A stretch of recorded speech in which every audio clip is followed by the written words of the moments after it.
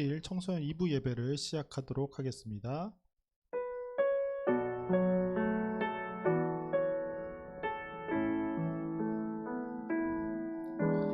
예수 우리 왕이여 이곳에 오셔서 우리가 왕께 드리는 찬양을 받아 주소서. 우리는 주님의 백성, 주님은 우리 왕이라. 왕이신 예수님 오셔서 좌정하사 다스리소서.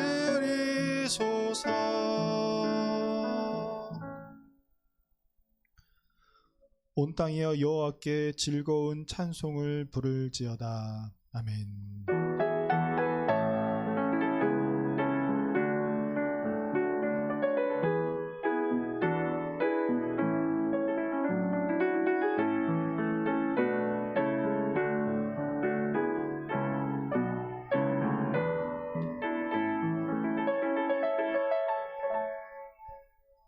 우리의 기쁨 되시며 우리의 찬양받기 합당하신 하나님 아버지 앞에 나와 경배합니다.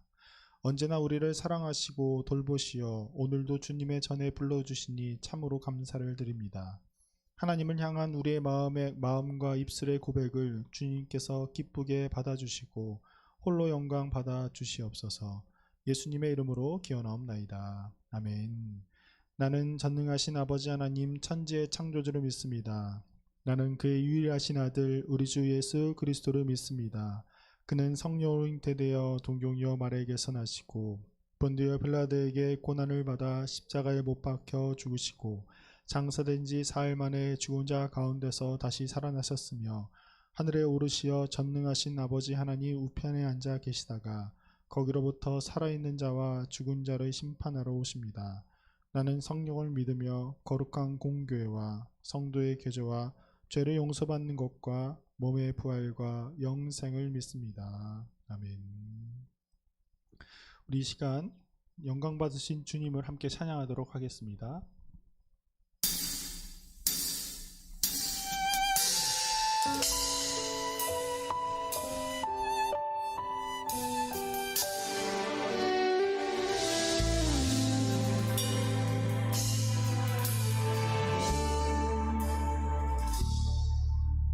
주님 큰 영광 받으소서.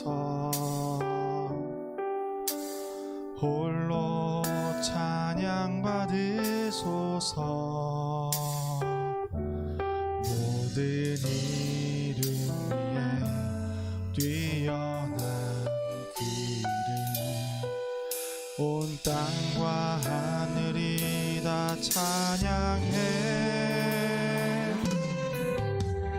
겸손하게 우리 무릎 꿇고 주 이름 앞에 영광 돌리세. 모두 절하세. 독생자 예수 주님께 찬양 드리리. 모든 영광과 존귀와 능력 받으소서. 받으소서. 영광과 존귀와 능력 받으소서. 받으소서. 그리스도 살아계신 하나님 주님 큰 영광 받으소서. 주님 큰 영광 받으소서.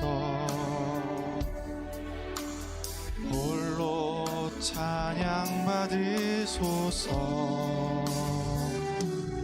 모든 이름 위에 뛰어난 그를 온 땅과 하늘이 다 찬양해. 겸손하게 우리 무릎 꿇고 주 이름 앞에 영광 돌리세. 모두 전하세 독생자 예수. 주님께 찬양 드리리.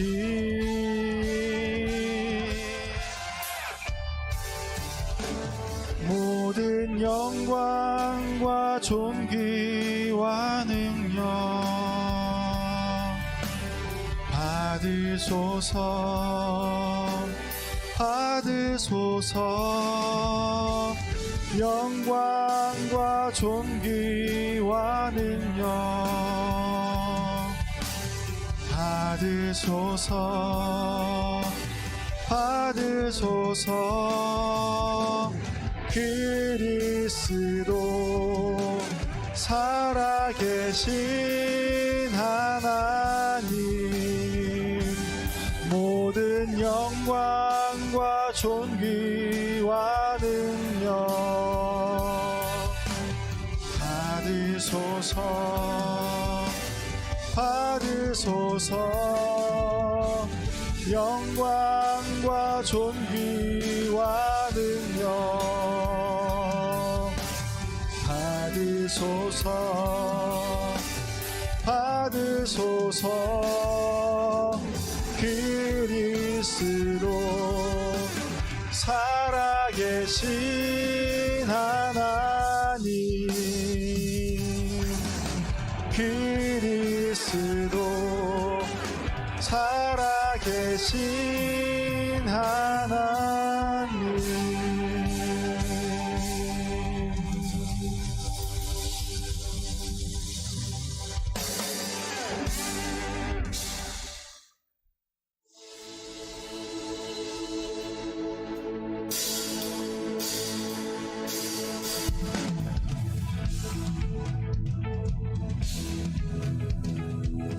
우리의 살아계시는 하나님을 우리 함께 찬양하도록 하겠습니다. 우리의 주님의 이름을 더욱더 기쁜 마음으로 함께 찬양하겠습니다.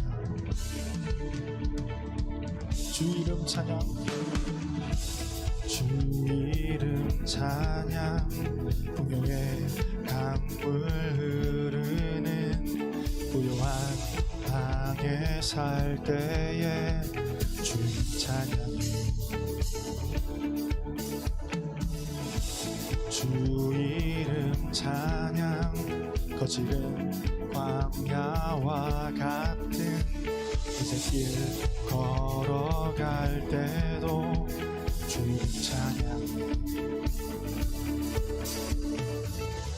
모든 축복 주신 주님 찬양하리. 어두운 날이 다가와도 난 외치리. 주의 이름을 찬양해. 주의 이름을 찬양해. 영화로운 주 이름 찬양. 주 이름 찬양. 주 이름 찬양. 햇살이 나를 비추고 하늘이 새롭게 될 때 주님 찬양. 주 이름 찬양. 한길 험할지라도 고통이 따를지라도 주님 찬양. 모든 축복 주신 주님 찬양하리. 어두운 날이 다가와도 난 외치리 주의 이름을 찬양해 주의 이름을 찬양해 영화로운 주 이름 찬양 주의 이름을 찬양해 주의 이름을 찬양해 영화로운 주 이름 찬양 주님은 주시며 주님은 찾으시네 내 맘에 하는 말 주 찬양합니다 주님은 주시며 주님은 찾으시네 내 맘에 하는 말 주 찬양합니다 주의 이름을 찬양해 주의 이름을 찬양해 영화로운 주 이름 찬양 주의 이름을 찬양해 주의 이름을 찬양해 영화로운 주 이름 찬양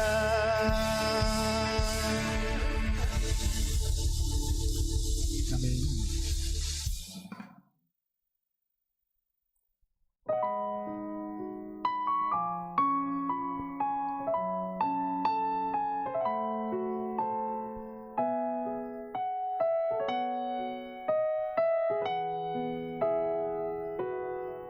우리 함께 찬양하겠습니다. 이 세상을 사랑하는 동안에 이 세상을 살아가는 동안에 나의 힘을 의지할 수 없으니 기도하고 낙심하지 말 것은 주께서 참 소망이 되심이라 주의 길을 걸어가는 동안에 세상의 것 의지할 수 없으니 감사하고 낙심하지 말 것은 주께서 참 기쁨이 되심이라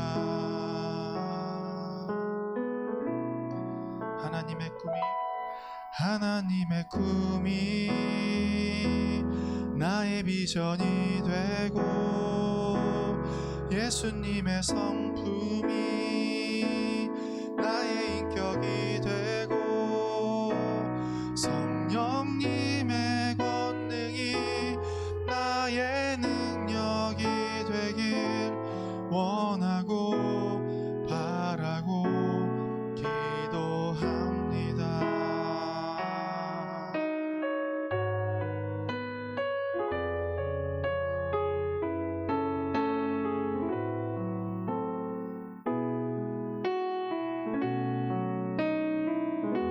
다시 한번 찬양하겠습니다.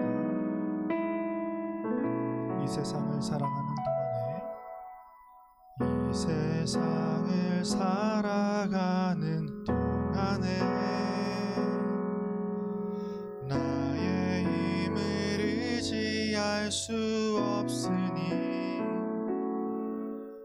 기도하고 낙심하지 말 것은 주께서 참 소망이 되심이라 주의 길을 걸어가는 동안에 세상의 것 의지할 수 없으니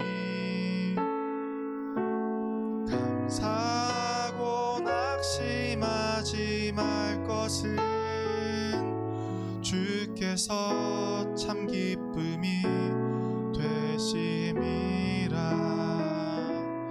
하나님의 꿈이 나의 비전이 되고 예수님의 성품이 나의 인격이 되고 성령님의 권능이 나의 능력이 되길 원하고 바라고 기도합니다. 하나님의 꿈이 나의 비전이 되고 예수님의 성품이 나의 인격이 되고 성령님의 권능이 나의 능력이 되길 원하고 바라고 기도합니다. 원하고 바라고 기도합니다. 원하고 바라고 기도합니다.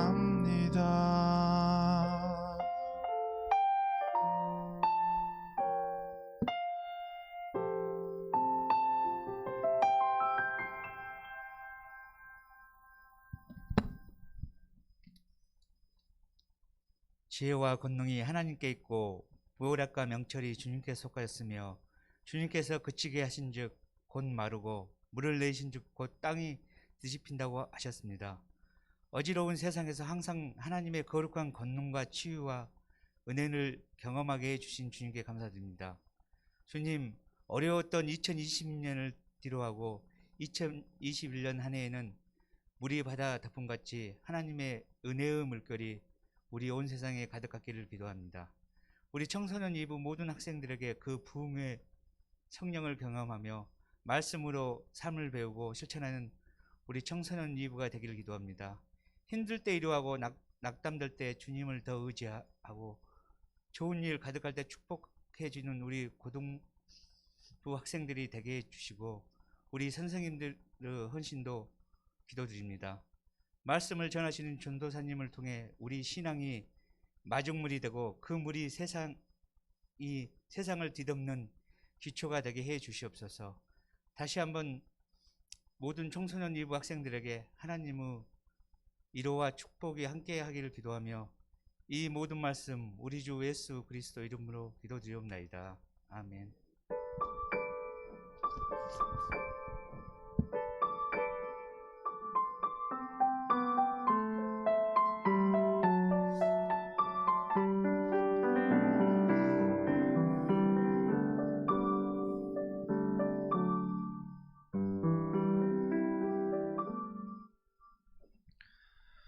우리 이 시간 우리에게 주신 하나님의 말씀은 누가복음 11장 5절부터 13절까지의 말씀입니다.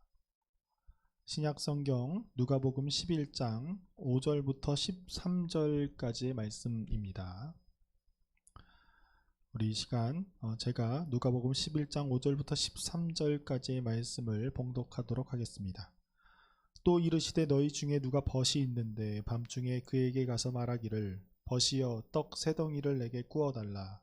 내 벗이 여행 중에 내게 왔으나 내가 먹을 것이 없노라 하면 그가 안에서 대답하여 이르되 나를 괴롭게 하지 말라. 문이 이미 닫혔고 아이들이 나와 함께 침실에 누웠으니 일어나 내게 줄 수가 없노라 하겠느냐. 내가 너에게 말하노니 비록 벗됨으로 인하여서는 일어나서 주지 아니할지라도 그 간청함으로 인하여 일어나 그 요구대로 주리라. 내가 또 너희에게 이르노니 구하라 그리하면 너희에게 주실 것이요 찾으라 그리하면 찾아낼 것이요 문을 두드리라 그러면 너희에게 열릴 것이니 구하는 이마다 받을 것이요 찾는 이는 찾아낼 것이요 두드리는 이에게는 열릴 것이니라.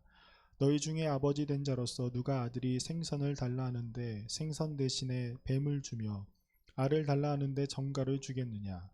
너희가 악할지라도 좋은 것을 자식에게 줄 줄 알거든 하물며 너희 하늘 아버지께서 구하는 자에게 성령을 주시지 않겠느냐 하시니라. 아멘. 항상 저희가 예배를 드릴 때 가장 아쉬운 점은 뭐 설교를 듣거나 여러분들 이런 것보다 함께 찬양하지 못하는 게 가장 아쉬운 것 같아요. 물론 우리가 함께 여기서 모여서 설교를 듣지 못하는 것에 대해서는 뭐 저도 아쉽고 여러분도 아쉽겠지만, 그래서 뭐 친구들에게 물어보면 그것을 어떻게 하면 예배를 드리는지에 대해서 이야기하는 친구들도 있더라고요. 자기만의 방식을 찾았지만, 저희가 아까 찬양 부르면서도 우리가 여기서 모여서 했으면 훨씬 더 기쁘게 찬양했을 텐데 라는 아쉬움이 가장 큰 것 같습니다. 우리 같이 함께 기도해서 우리가 함께 이 자리에 모여서 또 기쁘게 찬양할 수 있는 그날이 오기를 우리 함께 기도하고 우리 주님께 기대하면서 살아갔으면 좋겠습니다. 여러분, 우리가 부모님에 대한 사랑에 대해서 언급할 때 아버지와 어머니, 이 부모님에 대해서 아버지와 어머니 중 보통은 이 어머니의 사랑을 훨씬 더 조금 위대하게 이야기하는 것 같아요. 물론 우리 아버지 되시는 선생님들은 약간 좀 기분이 나쁠 수도 있겠지만, 보통 자식들의 입장에서는 어머니의 사랑을 아버지보다는 훨씬 더 위대하게 말하는 경우가 있는 것 같아요. 우리가 어버이날에 부르는 어버이 은혜라는 노래를 보면 그 가사에 담긴 내용이 1절, 2절, 3절로 되어 있는 그 내용을 자세히 보면 이건 분명히 어머니에 대한 내용이고 아버지에 대한 내용이 한 개도 없는 것 같은데 왜 어버이의 은혜라는 노래일까라고 생각할 때가 있어요. 근데 사실 그 이유는 그 어버이의 원래 제목, 어버이의 은혜의 그 노래의 원래 제목이 어머니의 은혜였기 때문이에요. 이 제목이 바뀌었거든요. 그래서 어버이의 날, 우리가 말하는 그 어버이의 날 또한 원래는 어머니의 날이었어요. 1956년도에 어머니의 날로 지정이 되어 있는데 또 아버지들이 또 섭섭했나 봐요. 그래서 아버지의 날은 없냐 막 이렇게 이야기를 하자 정부에서 1973년도에 그냥 아버지의 날을 신설하는 것이 아니라 어버이의 날로 하자 이렇게 해서 어버이의 날로 바뀌게 되었습니다. 그리고 어머니의 은혜도 어버이의 은혜라고 제목만 바꿔서 불러가지고 내용은 어머니에 해당하는 거지만 우리가 부르는 건 어버이에 대한 사랑이라고 생각을 하면서 부르고 있는 것 같아요. 이처럼 우리가 아버지보다는 어머니에 대해서 훨씬 더 그렇게 생각하는 이유는 아마도 자식에 대한 사랑이 아버지보다는 어머니가 훨씬 더 큰 사랑을 갖고 있기 때문인 것 같아요. 왜냐하면 보통 어머니들은 아이를 직접 자신의 배에서 낳기 때문에 그 사랑이 남다르기 때문이죠. 그리고 아이들과 아버지가 보내는 시간보다 어머니와 보내는 시간이 훨씬 더 많고, 그리고 또 우리나라 사회가 남성 중심 사회이다 보니까 우리가 또 어머니를 바라보는 그 애틋한 눈빛이 있기 때문에 훨씬 더 그런 것 같아요. 물론 제가 얘기하는 것은 모두에 해당하는 말은 아닙니다. 이게 반대되는 경우도 굉장히 많이 있지만 일반적인 경우에 대해서 이야기를 하는 거예요. 이처럼 그런데 아버지와의 관계가 별로 좋지 않은 사람들이 생각보다 많이 있어요. 그래서 이런 사람들은 이런 편안한 관계가 아니다 보니까 교회에서도 하나님에 대해서 약간 불편하게 생각하는 사람들도 꽤나 있습니다. 왜냐하면 우리가 하나님을 지칭할 때 단순히 신이다 라고만 지칭하는 것이 아니라 우리가 하나님을 지칭하는 데 있어서 예수님께서 말씀하신 것 같이 아버지다 라는 말을 같이 쓰잖아요. 하나님이 나의 아버지이시다 라는 말을 우리는 주기도문에서 매일 고백을 하고 있죠. 하늘에 계신 우리 아버지, 하나님이라는 이름 자체가 없이 아버지입니다 라고 이야기를 하니까 우리가 그렇게 이야기를 하기 때문에 아버지에 대해서 별로 좋지 않은 감정이 있는 사람들은 하나님에 대해서도 조금 거리감을 조금 두는 경우가 있어요. 하지만 예수님께서 하나님이 아버지다라고 부르시는 그 이유, 그리고 제자들에게도 예수님께서는 너희가 하나님을 아버지라 불러야 한다라고 굉장히 중요하게 말씀하고 계세요. 오늘 우리가 함께 나누는 본문은 예수님의 제자들이 예수님에게 기도를 가르쳐 달라고 요구하는 데 있어서 시작이 됩니다. 그런데 우리가 본문 그 복음서를 아무리 많이 살펴봐도 제자들이 예수님에게 무엇을 해달라고 간청하는 경우는 이번 경우가 딱 첫 번째이자 마지막이에요. 그래서 어떻게 보면 우리에게 있어서도 이 사건은 굉장히 중요한 사건처럼 다가옵니다. 제자들이 예수님에게 무언가를 가르쳐 달라고 한 것은 기도였어요. 예수님, 우리가 기도를 어떻게 해야 합니까? 라는 것이죠. 제자들은 기도를 마땅히 해야 되는 것으로 아주 잘 알고 있었습니다. 우리가 항상 해야 됩니다 라고 생각을 했지만 어떻게 기도를 하는 것이 옳은 것인지 잘 몰랐기 때문에 예수님에게 물어봤던 것이죠. 아무튼 이러한 상황 속에서 예수님은 제자들에게 기도하는 방법에 대해서 말씀해 주시기에 앞서서 우리가 기도를 하는 데 있어서 가장 먼저 전제를 하고 있어야 되는 것이 무엇인가에 대해서 이야기를 해주셨어요. 그것이 바로 무엇이냐면 우리의 기도의 대상이 누구이냐라는 것이죠. 예수님께서는 첫 번째로 우리의 기도의 대상이 바로 우리의 아버지 되시는 하나님이시다 라고 말씀하셨습니다.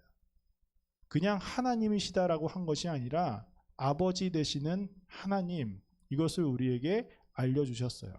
우리가 기도를 하는 데 있어서 가장 중요한 것은 누구에게? 하나님께 기도하는데 그 하나님이 바로 우리의 아버지이시다라는 것이죠. 예수님께서 하나님을 아버지라 부르시고 또 우리에게도 하나님을 아버지로 불러야 한다라는 그 말씀하신 이유는 하나님께서 우리와 친밀한 관계를 가지시는 분이라는 것을 강조하기 위함이었어요. 우리가 그냥 하나님을 아버지라 불러고 싶어서 아버지입니다라고 부르는 것이 아니었다라는 것이죠. 여러분, 우리가 잘 알다시피 하나님은 천지를 창조하신 분이시자 모든 만물을 주관하시는 절대적인 존재이시잖아요. 이 절대적인 존재와 우리를 비교해 보면 우리랑 엄청난 격차가 난다는 사실을 우리가 아주 잘 알고 있습니다. 하나님과 우리의 질적인 차이에 대해서 우리의 입으로 담으려고 하는 것조차 어떻게 보면 하나님을 모독하는 행위라고 이야기할 수 있을 정도로 우리와 하나님과의 거리는 굉장히 많이 차이나고 질적으로도 모든 면에서 항상 우리는 하나님에 비해서 아무것도 아닌 존재이에요.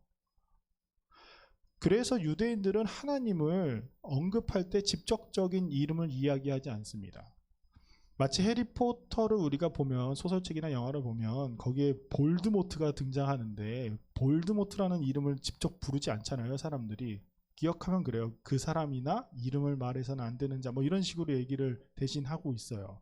그런 것처럼 하나님의 원래의 이름, 하나님의 이름이 여호와, 우리는 여호와라고 하는데 히브리어로는 야훼라고 이야기를 하죠. 이 여호와라는 이름으로 부르지 않고 그 단어가 나오거나 그거를 불러야 될 때가 되면 아도나이, 주님이라는 말로 대신해서 불렀어요. 하나님의 이름을 인간의 이름으로 담기에는 너무나도 차이가 많이 나기 때문에 하나님의 이름을 부르지 않았단 말이에요. 그런데 예수님은 우리가 그 하나님, 위대하신 하나님, 절대적인 선이신 그 하나님을 아버지라 부를 수 있다라고 말씀하고 계세요. 왜냐하면 그 이유는 딱 한 가지, 바로 하나님께서 우리를 그렇게 바라보고 계시다라고 이야기를 하시는 겁니다. 우리가 하나님을 아버지라 바라보는 것이 아니라 하나님께서 우리를 하나님의 자녀로 바라보고 계신다라는 것이죠. 그리고 예수님은 기도에 대해서 이야기를 하세요. 우리가 기도를 어떻게 해야 할까? 우리가 잘 알고 있는 주기도문을 예수님께서 가르쳐 주셨죠. 우리가 이 주기도문에 대해서는 우리가 뭐 다음에 기회가 있으면 또 얘기를 해드리겠지만, 주기도문은 아무튼 우리가 기도하는 데 있어서 기도의 표본이라고 이야기할 수 있는 주기도문입니다. 주님께서 가르쳐 주신 기도예요. 그리고 나서 예수님은 어떻게 하나님께 간청을 해야 되는가, 우리가 어떤 자세로 하나님께 기도를 해야 하는가에 대해서 말씀하고 계세요. 예수님은 먼저 하나의 비유를 주셨어요. 오늘 5절부터 8절의 말씀입니다. 또 이르시되 너희 중에 누가 벗이 있는데 밤중에 그에게 가서 말하기를 벗이여 떡 3덩이를 내게 구워 달라. 내 벗이 여행 중에 내게 왔으나 내가 먹을 것이 없노라 하면 그가 안에서 대답하여 이르되 나를 괴롭게 하지 말라. 문이 이미 닫혔고 아이들이 나와 함께 침실에 누웠으니 일어나 내게 줄 수가 없노라 하겠느냐. 내가 너희에게 말하노니 비록 벗됨으로 인하여서는 일어나서 주지 아니할지라도 그 간청함으로 인하여 일어나 그 요구대로 주리라. 여러분, 우리가 고대 근동지방의 문화를 살펴보면 오늘날처럼 음식을 구하는 게 쉽지는 않습니다. 요새는 배고프면 24시간 편의점이 열려 있고 또 배달도 시켜 먹을 수 있고 집에 공산품으로 뭐 라면이나 햇반이나 이런 것들을 쌓아두기 때문에 배고프면 언제든지 우리가 먹을 수 있는 것들이 굉장히 많이 있잖아요. 그런데 2000년 전 고대 근동지방에는 보통의 가정은 음식을 하는 데 있어서 그날에 필요한 양만 음식을 했어요. 그래서 아침을 먹으면 아침 것만, 점심을 먹으면 점심 것만, 저녁을 먹으면 저녁 것만 이렇게 만들었단 말이에요. 오늘 그 우리나라의 표현으로 떡을 구웠다라고 했는데 실제로는 굉장히 딱딱한 빵을 구웠습니다. 그랬는데 그 빵을 미리 구워놔서 저녁에 이만큼 구워놔서 아침에 먹는 것이 아니라 저녁 거는 저녁 양만큼만 딱 구웠다라는 것이죠. 그랬는데 한밤중에 갑자기 손님이 찾아온 거예요. 근동지방의 문화를 보면 집주인이 자기를 찾아온 손님을 굉장히 정중하게 대접하는 것이 그들의 문화입니다. 그래서 여러분 우리나라도 손님이 찾아오면 옛날에는 사랑방이라는 곳에 손님을 모셔두고 차를 내어드리는 것이 우리나라의 문화였어요. 차가 없다면, 그리고 사랑방이 없다면 안방이라도 모셔서 엽차라고 여러분 들어본 적 있나요? 물인데 사실 그거를 이제 차를 대접해야 되는데 대접할 것이 없으니 엽차, 물을 대신해서 이렇게 대접하는 문화가 바로 우리나라의 문화였거든요. 그러한 것처럼 여기 있었던 사람들은 손님을 아주 정중하게 대접하는 것, 식사를 대접하고 잠자리를 제공하는 것이 그들의 문화였습니다.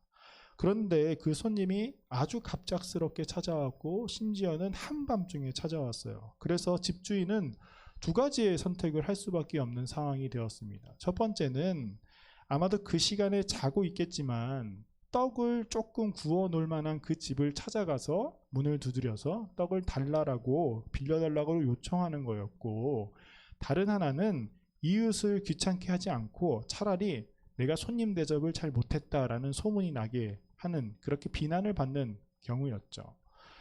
여러분 우리들의 생각으로는 당연히 후자를 생각할 것 같아요. 왜냐하면 이웃에게 피해를 주는 니 갑작스럽게 찾아온 사람에 대해서 이야기를 해주면 사람들이 이해해 줄 거라 생각하지만, 고대 근동 지방에서는 명예가 목숨보다 훨씬 더 중요한 것이었기 때문에 손님 대접을 못했다라고 이렇게 소문나는 것은 차라리 죽는 거와 마찬가지의 일이었어요.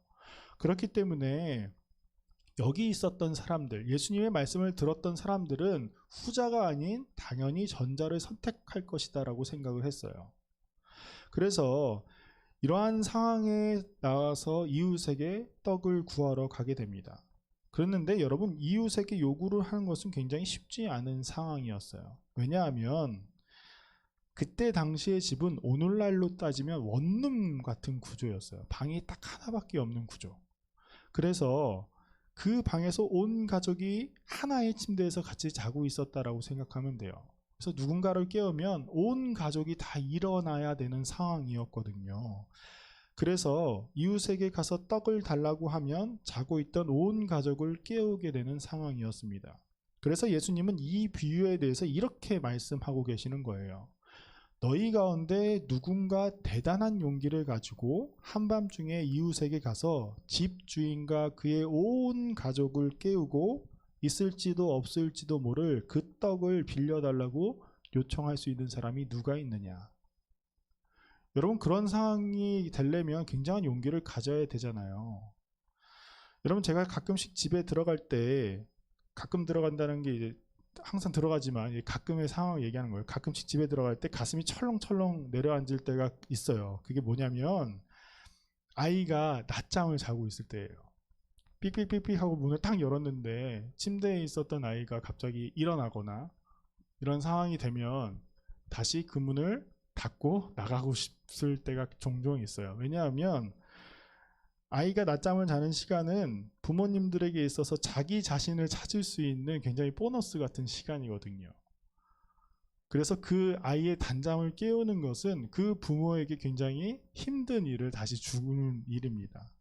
그런데 제가 문을 열고 딱 들어갔을 때 그 소리에 아이가 깨면 저도 제 아내도 서로 눈이 마주치면서 요새 말로는 동공지진이 막 일어나요.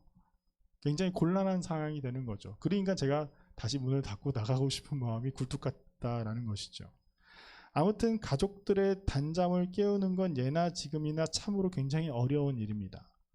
여러분들도 여러분의 친구가 갑자기 새벽 한 3, 4시쯤에 여러분의 집에 찾아와서 막 문을 두드린다고 생각해 보세요. 온 가족을 깨운다고.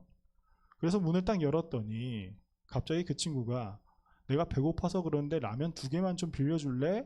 라고 이야기를 했다고 생각해 봐요. 그럼 여러분 그 친구에 대해서 어떻게 생각할 거예요? 굉장히 황당하고 굉장히 뻔뻔한 친구구나 라고 생각할 거 아닙니까? 예수님은 우리가 하나님 앞에 기도할 때에 우리의 자세가 이러한 자세여야 한다라고 이야기를 하고 계시는 거예요. 어떻게 보면 우리가 하나님 앞에 뻔뻔하리만큼 용기 있게 기도를 해야 한다라고 이야기를 하는 것이죠. 우리가 하나님께 기도할 때 용기가 필요하다라는 말에 대해서 우리가 가우뚱 거릴 수 있겠지만 우리가 하나님께 기도하는 데 있어서 머뭇머뭇할 때가 가끔씩 있는 것 같아요. 내 기도를 하나님이 안 들어주시면 어떡하지? 아니면 설마 이런 것까지 하나님께 기도해야 하나? 하나님이 거룩하신 분인데 이러한 것들을 기도하시는 걸 하나님이 싫어하시겠지라고 생각할 때가 종종 있어요. 하나님이 어떠한 분인지 우리가 너무나도 잘 알기 때문에 하나님에게 설마 이런 것까지 기도하기는 좀 꺼려지지 않을까라고 생각할 때, 그런데 예수님께서는 하나님께 곤란한 상황이 될지라도 우리가 용기 있게 하나님 앞에 나아가는 것, 그것이 우리가 하나님 앞에서 취해야 할 자세라고 이야기하고 계십니다. 왜냐하면 하나님께서는 우리의 아버지이시기 때문이죠. 아무리 우리가 급한 일이 생겼을 때, 가장 부탁하기 어려운 일이 생겼을 때에도 가장 부탁할 수 있는 존재는 바로 우리의 부모님이잖아요. 우리가 아플 때에도, 누구에게 이야기를 하기 힘들 때에도 그 이야기 그리고 부탁을 할 수 있는 존재가 바로 부모님입니다. 그렇기 때문에 예수님께서는 우리가 하나님께 기도하는 자세를 바로 우리가 용기 있게 하나님 앞에 나아가야 한다라고 말씀하고 계세요. 그리고 두 번째로 예수님이 말씀하시고 계시는 것은 우리가 하나님을 신뢰해야 한다라는 것이에요. 아주 우리가 잘 알고 있는 말씀입니다. 9절부터 13절이에요. 내가 또 너희에게 이르노니 구하라 그러면 너희에게 주실 것이요 찾으라 그러면 찾아낼 것이요 문을 두드리라 그러면 너희에게 열릴 것이니 구하는 이마다 받을 것이요 찾는 이는 찾아낼 것이요 두드리는 이에게는 열릴 것이니라. 너희 중에 아버지 된 자로서 누가 아들이 생선을 달라 하는데 생선 대신에 뱀을 주며 알을 달라 하는데 전갈을 주겠느냐.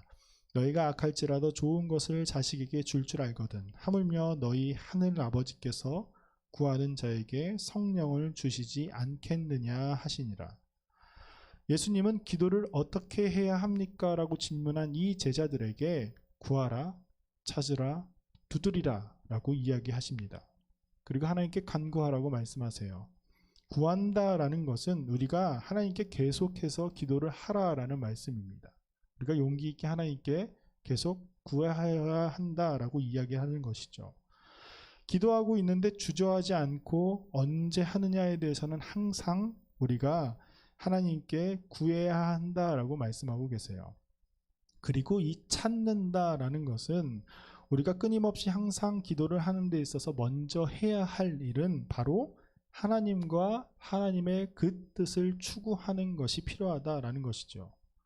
예수님께서 너희는 먼저 그의 나라와 그의 의를 구하라 그리하면 이 모든 것을 너희에게 더하시리라 라는 이 말씀처럼 우리가 기도를 하는 데 있어서 가장 먼저 생각하고 있는 것은 하나님의 뜻이 무엇인지에 대해서 우리가 물어봐야 한다라는 것이에요.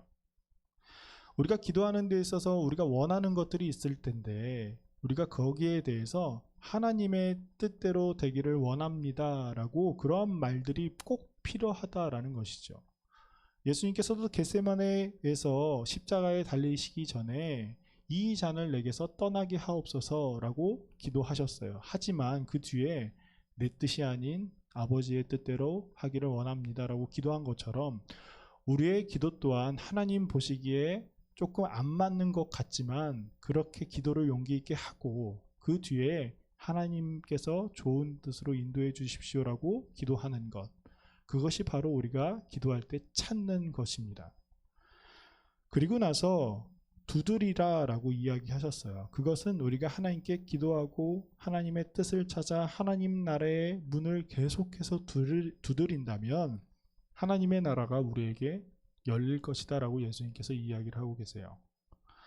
우리는 가끔 기도하는 데 있어서 기도의 응답이라고 이야기하면서 하나님께서 이 응답에 대해 세 가지 종류가 있다라고 이야기를 한 것을 들어본 적이 있을 거예요. 첫 번째는 yes, 하나는 no, 하나는 wait 이렇게 얘기한다라고 우리는 보통 들어본 사람들도 있을 거예요. 하나님의 기도의 응답은 yes, no, wait 해서 하나님께서 이 세 가지의 종류로 응답하신다. 하나님의 응답을 어떻게 알 수 있을까에 대해서도 우리가 그래서 궁금해했죠. 그런데 예수님께서 오늘 우리에게 말씀하시는 것은 우리가 하나님께 드리는 이 기도에 대해서 하나님의 응답은 항상 yes이다라고 이야기를 하고 계세요. 하나님의 응답은 항상 긍정적이다라는 것이죠. 이 yes라는 말은 하나님 100만 원 주세요. 그래 하면서 100만 원을 주는 것이 아니라 그거에 대해서 굉장히 긍정적으로 하나님께서 답해 주실 것이다 라는 것이에요. 안 주실 때라도 그것이 긍정적인 다른 방향으로 주신다라는 것이죠. 그래서 어찌 보면 우리가 뻔뻔하게 하나님 앞에 용기 있게 기도해야 합니다. 우리의 욕심을 다 드러내는 그 마음을 표현해서라도요. 물론 아까 말한 것 같이 하나님의 뜻, 하나님의 나라가 우리에게 가장 좋은 길이니 우리가 하나님의 기도할 때에 예수님처럼 내 뜻이 아닌 하나님의 뜻대로 하나님이 가장 선한 길로 인도해 달라고 기도를 해야 되긴 해요. 그런데 시간이 흘러서 그 응답이 우리에게 안 좋은 모습으로 보일 때도 가끔씩 있습니다. 분명히 그리고 당연히 하나님께서 이렇게 해주실 줄 알았는데 우리가 그만큼 기도를 했는데 하나님께서 내게 괴로움을 더해 주시는 것처럼 보일 때도 있어요. 하나님께서 내게 고난을 주시는구나, 그래서 거절하셨구나 라고 생각할 때도 있단 말이에요. 그러나 예수님께서 분명히 이렇게 말씀하고 계세요. 아무리 악한 사람일지라도 자식에게 좋은 것으로 주려고 하는데 자신의 아들조차 우리를 위해서 내어주신 하나님 아버지께서 우리에게 나쁜 것, 우리에게 해를 끼치는 것, 우리에게 고난을 일부러 주시겠느냐? 하나님께 용기 있게 그리고 하나님의 뜻을 먼저 구하려고 노력하는 너희들에게 성령을 주시지 않겠느냐? 그렇기 때문에 우리가 하나님을 아버지라고 부르는 것이 아니겠느냐라고 말씀하고 계시는 거예요. 여러분, 우리의 기도의 응답이 단면적으로 볼 때는 우리에게 고난처럼 보일 수도 있어요. 마치 하나님이 우리를 향해서 침묵하고 계신 것처럼 보일 때도 있습니다. 그러나 그것은 우리가 앞길을 전혀 예측할 수 없는 존재이고 하나님께서 우리를 어떻게 인도하실지 잘 모르기 때문이에요. 하나님은 우리를 지극히 사랑하시기 때문에 우리를 가장 좋은 길로 인도해 주시는 분입니다. 우리가 기도하는 모든 기도에 대해서 하나님은 선하게 좋은 것으로 응답하시는 우리의 아버지이십니다. 어머니의 은혜의 노래 가사처럼 육신의 부모조차 자식에게 좋은 것을 주기 위해서 그렇게 노력을 하는데 우리를 지으시고 이 세상 누구보다 우리를 사랑하시는 하늘의 아버지께서 우리에게 더 좋은 것을 주시지 않을까요? 여러분, 우리가 하나님께 용기 있게 나아가는 사람들이 되기를 바랍니다. 그 간구를 이루어 주시기 위해서 하나님은 이미 다 모든 준비를 하고 계시고 있어요. 우리가 어떤 기도를 하든지 하나님은 그 간구에 대해서 긍정적으로 대답해 주시기 위해서 이미 다 기다리고 계신다라는 것이죠. 우리는 하나님께 구하기만 하면 됩니다. 하나님의 뜻을 잃어버리지만 않으면 돼요. 그렇게 한다면 우리가 걸어가는 그 길 가운데 우리가 하나님의 나라를 보게 될 것입니다. 우리가 하나님의 뜻을 구하고 하나님께 항상 용기 있게 기도하는 것, 그것이 천국의 문을 두드리는 것이고 하나님께서는 분명히 우리에게 그 문을 보여주실 것입니다. 2월 한 달 동안 우리가 하나님 앞에 용기 있게 나아가서 기도할 수 있는 우리 청소년 이부 친구들이 되기를 바랍니다. 그리하여서 하나님께서 우리에게 보여주시는 너희 안에 있다라는 그 하나님의 나라를 바라볼 수 있는 우리 귀한 청소년 이부 공동체가 되기를 주님의 이름으로 소망합니다. 우리 함께 기도하겠습니다. 태초부터 우리를 택하시고 지으시며 우리를 사랑하시는 하나님 아버지, 참으로 감사드립니다. 우리를 향하신 하나님의 사랑과 우리를 기다리시는 하나님의 놀라운 은혜를 우리가 기억합니다. 우리가 하나님 앞에 더욱더 담대하게 나아가는 하나님의 자녀들이 되게 하여 주시옵소서. 또한 우리가 언제나 우리의 기도를 들어주시는 하나님을 기억하며 하나님의 뜻을 구하고 계속해서 하나님의 나라를 두드리는 자들이 되게 하여 주시옵소서. 그리하여 우리가 하나님께서 인도해 주시는 선한 길을 걸어가며 많은 이들에게 하나님의 놀라운 사랑을 전하고 많은 이들을 하나님의 품에 안기게 하는 주님의 귀한 자녀들이 되게 하여 주시옵소서. 예수님의 이름으로 기도드립니다. 아멘. 우리 이 시간 봉헌 찬송 드리도록 하겠습니다.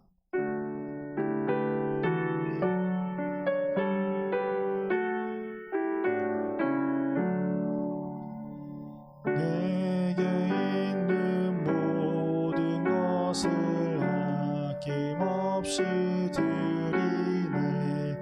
사랑하고 의지하며 주만 따라 살리라. 주께 드리네. 주께 드리네.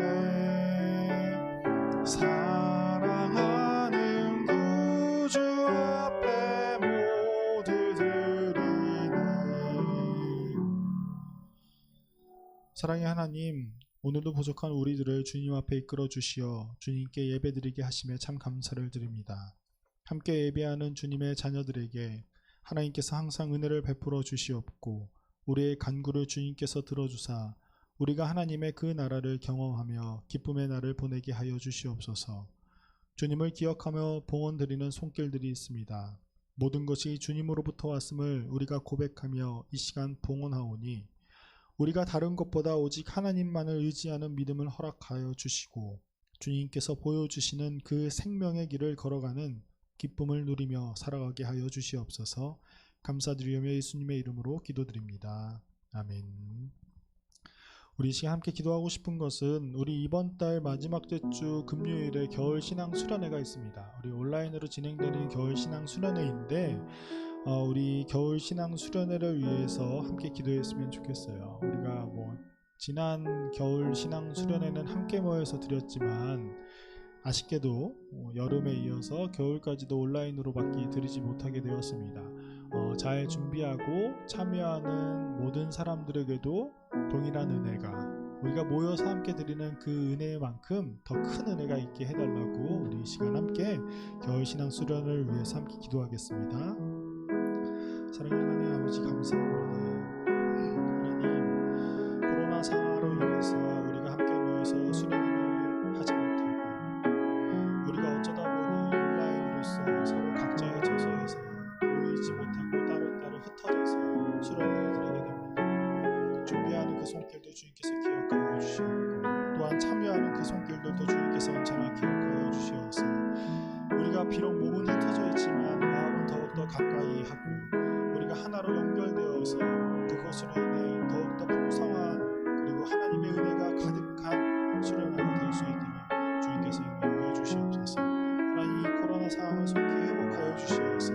우리가 이전에 했던 것과 같은 그런 좋은 신앙 수련회를 겪을 수 있도록 주님께서 인도하여 주시옵소서.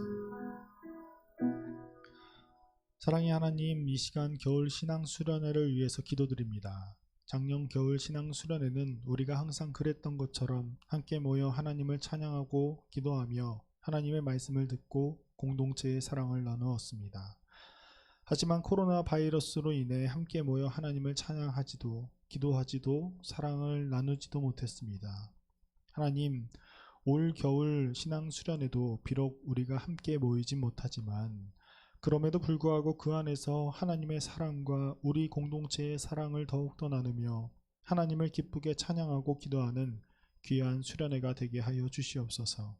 준비하는 손길들을 기억하여 주시고 하나님께서 더욱더 선한 길로 인도하시며 그들에게 하나님의 복을 충만히 내려 주시옵소서. 예수님의 이름으로 기도드립니다. 아멘.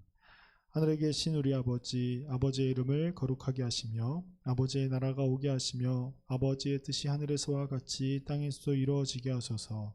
오늘 우리에게 일용할 양식을 주시고 우리가 우리에게 잘못한 사람을 용서하여 준 것 같이 우리 죄를 용서하여 주시고 우리를 시험에 빠지지 않게 하시고 악에서 구하소서. 나라와 권능과 영광이 영원히 아버지의 것입니다. 아멘.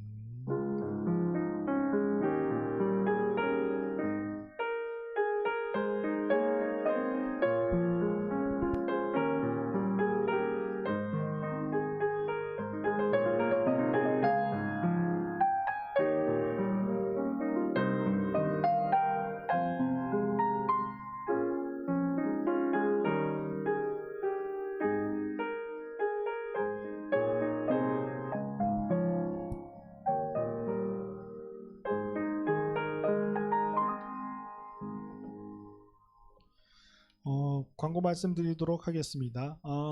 우리가 지금 아직 그 거리두기가 또 뭐 연장됨에 따라서 다음 주까지는 우리가 온라인으로 예배를 드려야 될 것 같아요. 그리고 그 다음 주서부터는 어떻게 될지 모르겠지만 완화가 될 확률이 높다고 생각을 해서 아마 교회에서도 우리들이 함께 모일 수 있도록 해주지 않을까라는 희망은 있습니다.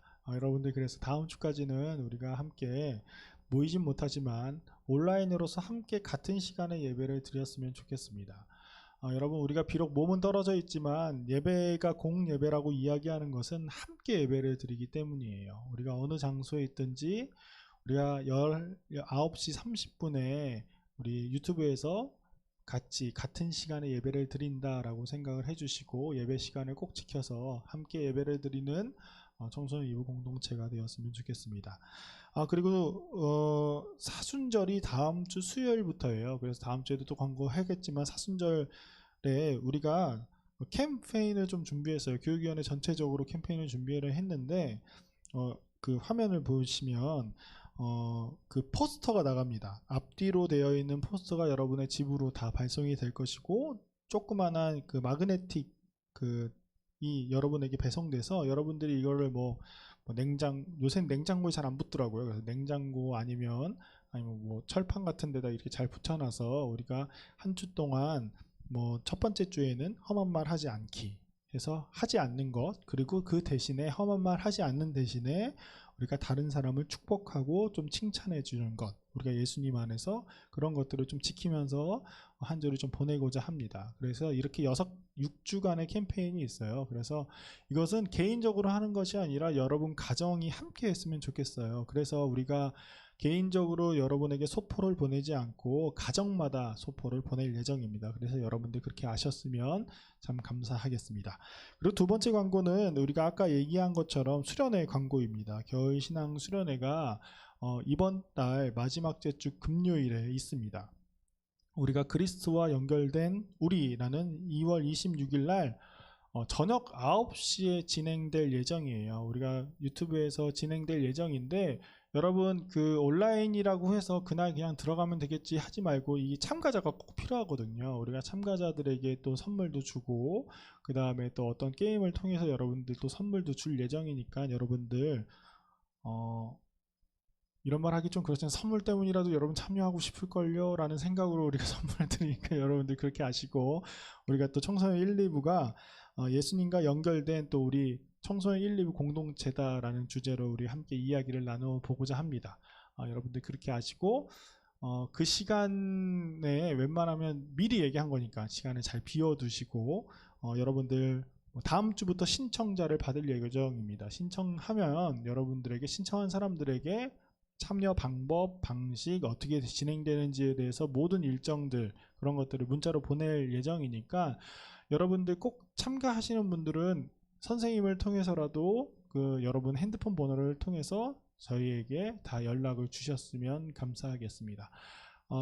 그렇게 안 하고 그냥 갑자기 참석할래요 이렇게 해서 참석하기가 좀 쉽지는 않을 거예요. 저희가 이제 이걸 완전 공개해서 방송을 하는 게 아니라 일부 공개해서 링크를 받은 사람만 들어가서 볼 수 있게 하려고 하고 있거든요.